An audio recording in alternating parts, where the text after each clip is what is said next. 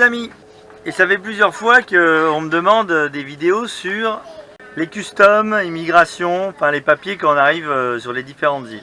Je suis qu'à la moitié de mon voyage, donc je peux vous parler seulement de ce que j'ai fait pour l'instant. Alors vous devez, quand vous arrivez sur une nouvelle île, ou plutôt dans un nouveau pays, il faudrait définir île et pays. Par exemple, Sainte-Lucie, là où je suis en ce moment, c'est une île et c'est un pays. C'est-à-dire, quand vous arrivez sur Sainte-Lucie, vous devez faire les papiers d'entrée, et quand vous sortez, vous devez faire les papiers pour sortir.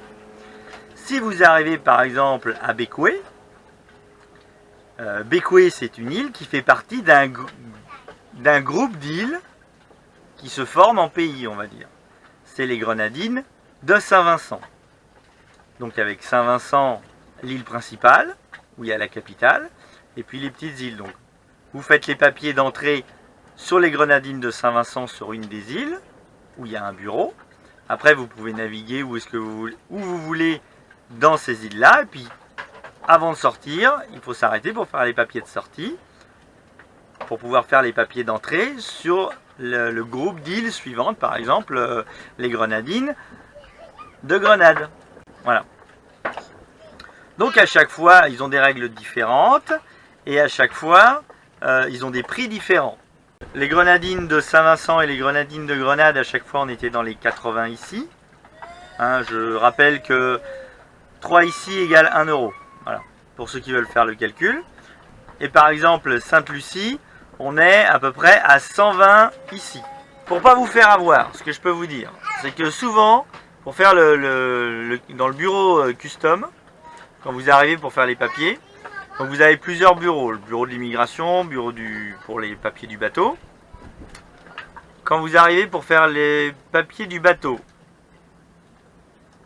souvent, ils vous demandent donc les passeports et vous entrez, ils vous demandent d'écrire le nom du capitaine. Alors là, je vois souvent des gens qui se font avoir, qui arrivent, qui marquent le nom du capitaine, le nom de l'équipage. Il n'y a pas besoin que tout l'équipage soit présent. Il suffit qu'il y ait une personne de l'équipage pour faire tous les papiers. Mais souvent, une fois que vous avez rempli les papiers, la personne vous demande « Est-ce que vous êtes le capitaine ?» Donc là, la plupart du temps, les gens répondent « Ah non, c'est pas moi le capitaine, il est resté sur le bateau. » Les jeunes filles qu'on envoie faire les papiers. Et le gars répond « Il n'y a que le capitaine qui peut faire les papiers. » Et résultat, eh ben, vous avez rempli tous les papiers, vous vous retrouvez à repartir pour aller chercher le capitaine. Nous, par exemple, la question, elle est un peu différente puisque on est 2 à bord, mais on fait attention, celui qui va faire les papiers, il dit qu'il est le capitaine. Si je veux faire les papiers, je dis que je suis le capitaine. Si c'est madame qui va faire les papiers, elle dit qu'elle est le capitaine. Parce que sinon, un coup sur 2, on va nous dire, eh ben, retournez au bateau, moi c'est le capitaine que je veux voir. Donc ça c'est une petite astuce, mais après, de toute façon, ils n'ont aucun moyen de vérifier si vraiment ils ont le capitaine en face d'eux. Après, c'est vrai que pour les gens qui font du charter, il y a peut-être une histoire de responsabilité, mais bon, pour les gens qui font un voyage comme moi, le capitaine c'est entre nous, quoi. Donc vous faites ce que il n'y a pas une question de responsabilité, elle n'est pas là. Il y a quand même quelque chose de récurrent sur les bureaux des douanes, c'est qu'à chaque fois ils mettent des gens qui sont très très désagréables. Ils vous font jamais, enfin, je vais pas dire ils vous font jamais parce que c'est vrai que c'est arrivé. À Bequia, on a eu un bureau de douane immigration où ils étaient un peu plus décontractés. Alors, je veux pas dire que ça doit être le cirque, hein, mais il y a sérieux et il y a austère. Et la plupart du temps, vous allez, c'est pas sérieux, c'est austère. Ils vous regardent, qu'est-ce qui vient encore m'embêter celui-là. Ils font vraiment pas d'effort pour être agréable en fait, tout simplement. Donc ça c'est quand même quelque chose de récurrent. Le poste doit être fourni avec un balai. Pour ceux qui ont compris. Là par exemple à Sainte-Lucie, le fait d'avoir les papiers, donc là je viens de faire les papiers pour partir de Sainte-Lucie. Demain matin, donc j'ai dit que je partais à midi demain matin. Enfin, j'ai dit que je partais demain à midi. Je vais pouvoir aller faire, grâce à ces papiers, du gasoil. Et donc je pourrais avoir le gasoil détaxé puisque c'est bien, puisque j'ai l'entrée et la sortie, on voit que je ne fais que passer dans le pays. Et donc j'ai le droit à avoir du gasoil détaxé. Et si j'avais fait le plein aujourd'hui, j'aurais eu que l'entrée dans le pays, j'avais pas ma sortie, j'aurais pas pu avoir le gasoil détaxé.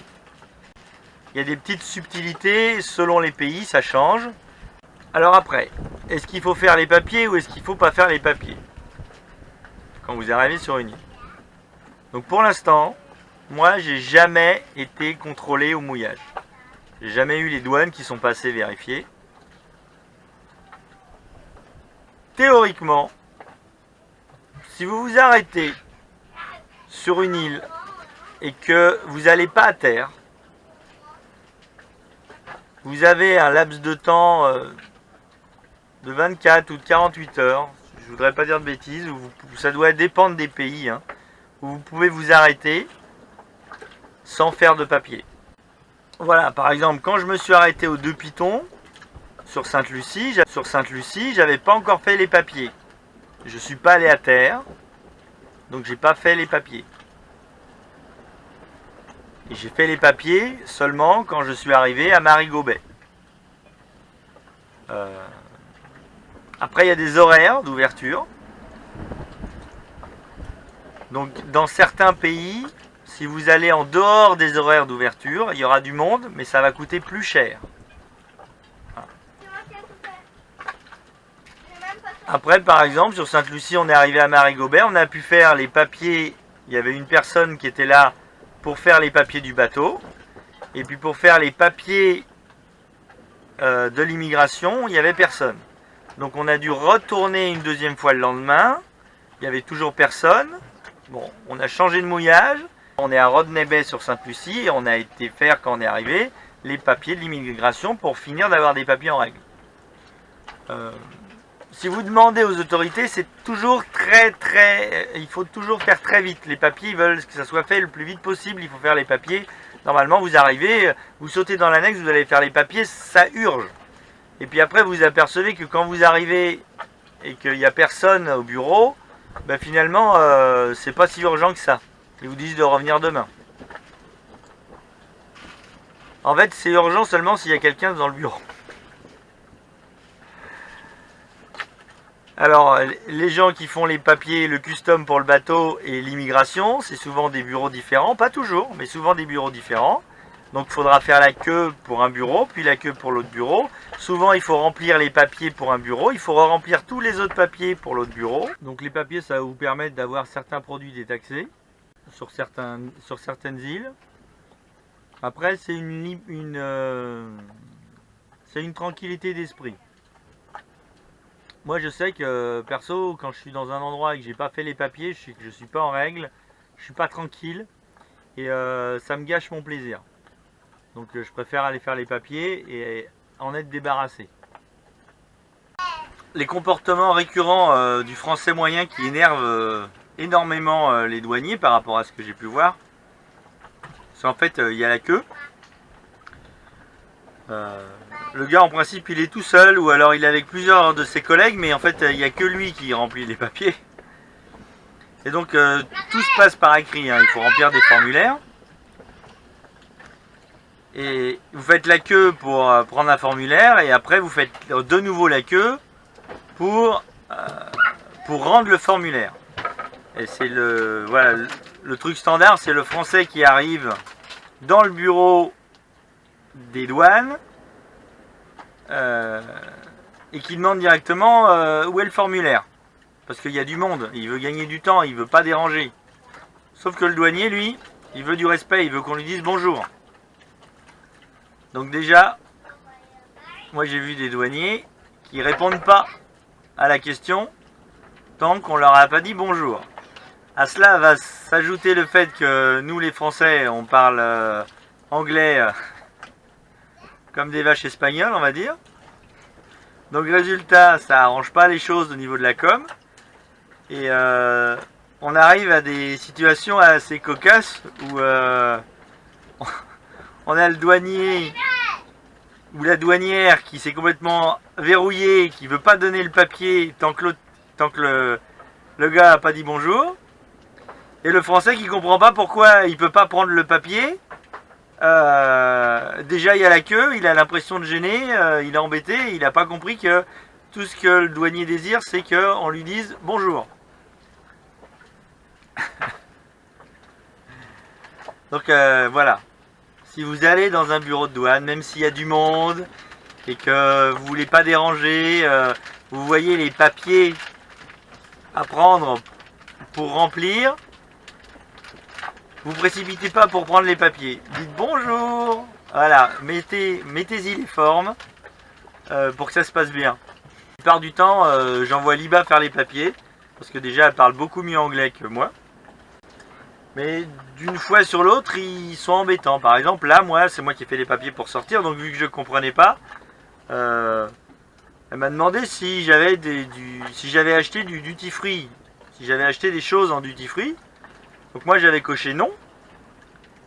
Et elle a commencé à m'entreprendre sur que je comprenais rien à ce qu'elle me racontait. En fait, en plus ils ont un accent, c'est de l'anglais, mais de l'anglais des îles. Donc en fait, bon, j'ai un gars à côté qui a fini par me traduire, qui me demandait si j'avais pas acheté des pâtes pour manger. Et je me demandais qu'est-ce qu'elle venait m'embêter avec cette histoire de pâtes sur mon bateau pour faire les papiers de sortie du territoire. Donc au final j'ai fini par lui dire ben oui, j'ai des pâtes sur le bateau mais j'en ai pas acheté sur l'île, ce qui est vrai d'ailleurs. J'ai acheté autre chose mais j'ai pas acheté de pâtes.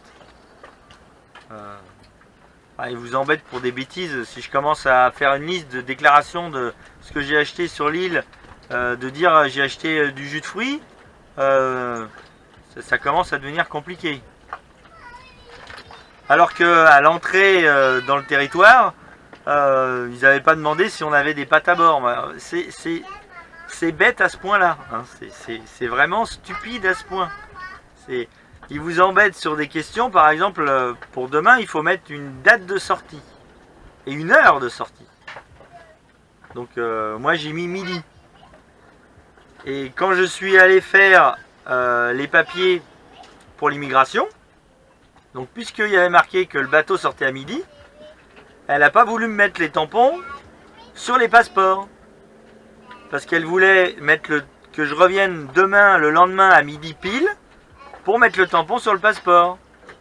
Alors je lui ai dit, mais si je pars à 7h, je pourrais pas avoir le tampon sur le passeport. Si je pars à 7h, je peux pas revenir demain. Elle m'a dit, mais vous avez mis midi, donc il faut partir qu'à midi. Ils sont vraiment... c'est procédurier jusqu'à un point...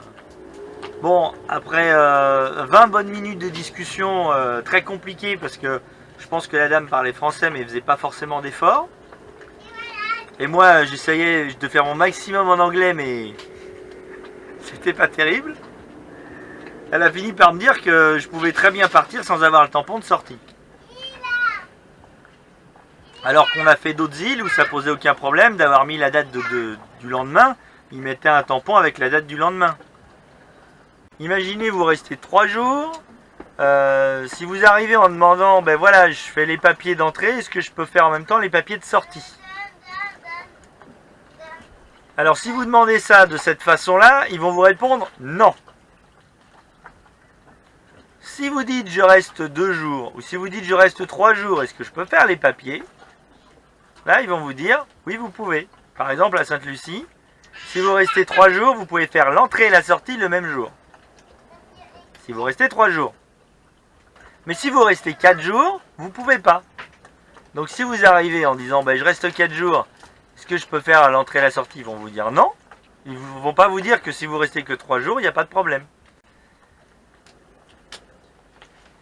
Non mais il y a dans la sélection des gens pour l'immigration, je crois qu'il y a un gène récessif commun. Mais bon, je veux pas faire de généralité parce que c'est vrai que de temps en temps, ça se passe bien quand même. Et puis bon, c'est pas un métier facile. Ils ont des gens qui défilent toute la journée.